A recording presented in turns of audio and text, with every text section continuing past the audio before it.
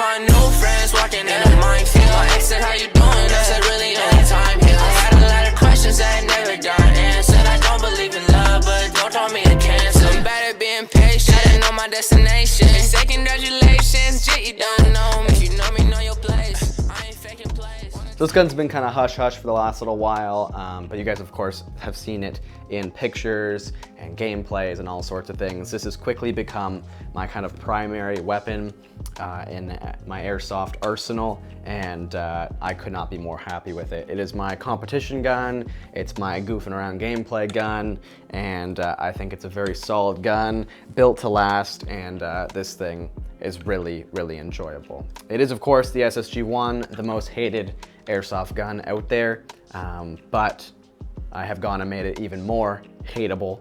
I've got many comments saying that it looks like melted crayons. I will take that and go with it because I think it's hilarious. And of course, Kraken theme, very purpley. We got the Kraken cam on here, and it's a lot of fun. So let's go break down what is inside this gun, what makes it so unique, and yeah, let's chat about it. So of course, it's built off the SSG1 platform. I think the SSG1 is a great gun. Kind of what inspired me to get it was actually my brother. He really, really liked the look when it first came out. I wasn't too convinced. I thought it looked kind of goofy, but he picked up one and switched it to Polar Star. And when I held it for the first time, I could not believe the function of this gun.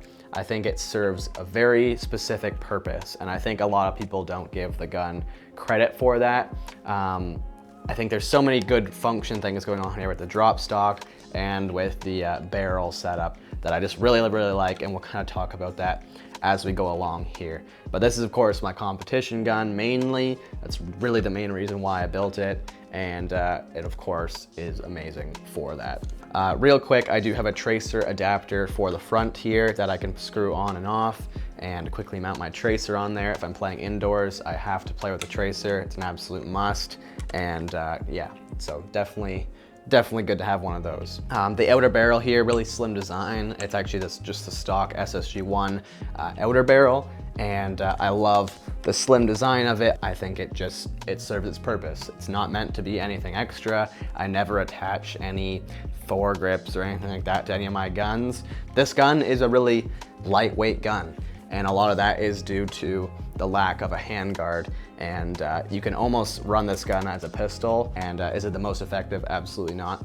But it's just a light gun, I guess is what I'm trying to say, and I couldn't be happier with that. A lot of people ask me about the barrel wrap on here. It's just a white wrap like that you can find on Amazon or whatever, and then I just grabbed some stickers and I sticker bombed it. Simple as that. As we move back, this is not the stock SSG1 receiver. This is actually an old school Magpul receiver from an old gun that I had, and that was Cerakoted by Red Tower Armory. They did an absolutely killer job, and I love the look of it. Again, some people may disagree, but I really, really like it. Goes along with my theme, and it's of course a very OG receiver. Inside, we've got a Cerakoted gearbox also with a Polar Star jack in it. I went with the jack just to be kind of conscious on budget, and I could not be happier with the outcome. I think the jack is actually a really good HPA engine. Is it the most budget friendly? Absolutely, but you're not missing out on a ton of features that you're getting with more expensive ones, so I couldn't be happier with that choice. We've got the Max Pro hop-up unit in here. Really, really happy with that. I think it's the best hop-up unit on the market, and really can enhance any gun that you put it in. Along with that, we've got some of the AirTech Studios modifications for the Max hop-up unit, an enhanced O-ring, true centering unit, a few other things that I can't quite remember, but they really just lock in the hop-up unit and make it consistent over long periods of time. You're not gonna find that your gun is shooting inaccurate after a couple thousand shots. It should stay locked in. My hop-up is locked in there. It's not moving, and I shouldn't notice any variations over time. I don't think it's a huge improvement to accuracy in the short term, but definitely in the long term makes a huge difference. And along with the barrel setup, we've got a Prometheus 6.03 Type bore barrel and a Modify flat hop bucking and nub for the hop-up setup. We've got a Cerakoted speed trigger on here. This was done by Red Tower Armories at the same time that we did everything else. As we move a bit further back, we've got the amped IGL, and surrounding that is a grip from H&M Airsoft. I'll have a link to it in the description below. We've talked about this a little bit before, but it's a 3D printed skeletonized HPA grip. Good luck fitting a motor in there if you want to do that. Not gonna happen. It's just for HPA, but I think it looks really, really cool and suits the just aggressiveness and craziness of the rest of this gun. And I think it looks pretty dope. Moving back, we have the SSG1 drop stock, and I think this is, of course, the area of many controversies, but I think it is a fantastic stock for Airsoft. Does it look a little crazy?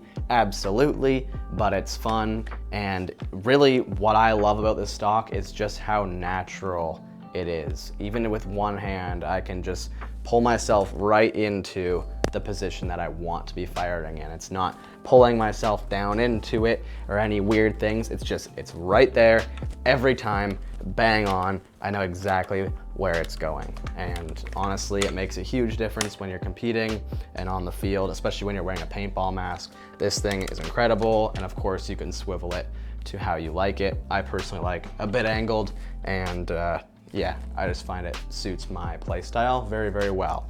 And on the actual buffer tube here, we've got an MFT stock. It's dyed purple by the guys at SAS, my SBQB team. They were selling these for a little while. Not sure if they still are or not, but hit them up if you're interested. I'm sure they would do one for you. And these are awesome stocks. And of course the purple matches the rest of the build, so had to go with the purple. And I think it's a super solid stock. But yeah, this gun has served me super well. It's pretty stinking accurate. It can shoot as fast as I can get going the trigger. And ultimately, I just think it's a really solid gun. Of course, I'm a little biased because I built it. But yeah, I've had a lot of fun with this gun, and I'm excited to continue using it. So yeah, that's pretty much it for this gun, guys. Hope you guys enjoyed the video. I know a lot of you guys have been asking for this video, so here you are. Lots more gameplays, lots more content for this gun coming on the way, so stay tuned for that. We'll see you in the next one, guys. Peace.